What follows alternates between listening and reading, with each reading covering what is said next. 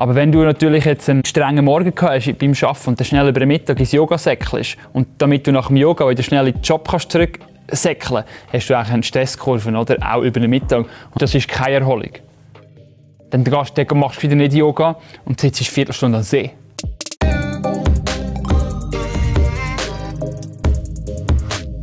Yoga ist gerade ein mega Trend auf den sozialen Medien. Ja, es ist ein riesen Hype und ich würde eher versuchen, das für sich zu machen und nicht für jemand anderes. Ich habe das Gefühl, das wird ein bisschen zu fest mit dem Äußeren assoziiert, was eher ein bisschen ungesund ist. Yoga ist nur für dünne, attraktive Frauen. Nein, Yoga ist wirklich etwas für jedermann, egal ob man gross, klein, mit körperlicher Behinderung oder eben ein bisschen fester oder ein bisschen dünner ist. Wenn man einen guten Yogalehrer hat, dann geht er auf jede Person ein.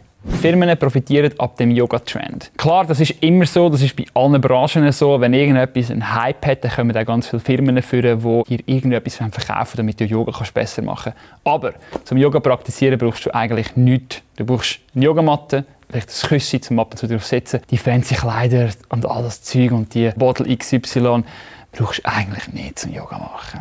Als Mann braucht man Yoga zum Daten. Gut, ich muss so sagen, wenn du Yoga machst und eine Frau, die du vielleicht kennst, auch Yoga macht und du sagst, ich mache Yoga, ist sicher mal ein Plus. Meistens in einer Yoga-Klasse sind es irgendwie 17 Frauen und 3 Männer. Da ist natürlich die Chance, dass jemand mit dir resoniert, natürlich automatisch höher. Ich habe jetzt nicht wirklich effektiv Leute gesehen, die nur wegen dem gekommen sind. Ich denke nicht, dass das der Hauptgrund ist. Yoga ist kein richtiger Sport. Yoga war nie gedacht als ein Sport, wie wir heute Sport verstehen. Somit würde ich nicht sagen, dass es ein Sport ist. Es ist aber etwas Positives für den Körper. Also du gehst wirklich in die tiefe Muskulatur rein, du tust Muskeln trainieren, halt einfach auf eine schonendere Art als vielleicht im Fußball oder Eishockey. Leute, die Yoga machen, bringt nichts aus der Ruhe. Nein, das kann ich nicht unterschreiben, weil schlussendlich ist auch ein Yogalehrer nur ein Mensch.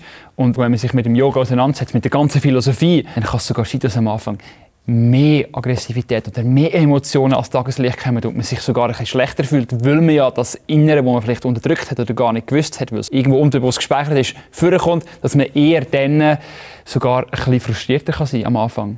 Yoga ist eine Art neue Religion. Für gewisse Leute ja.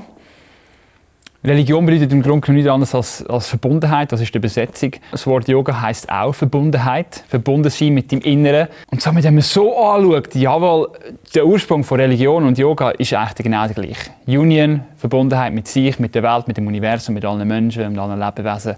Somit wäre das eigentlich schon der richtige Approach.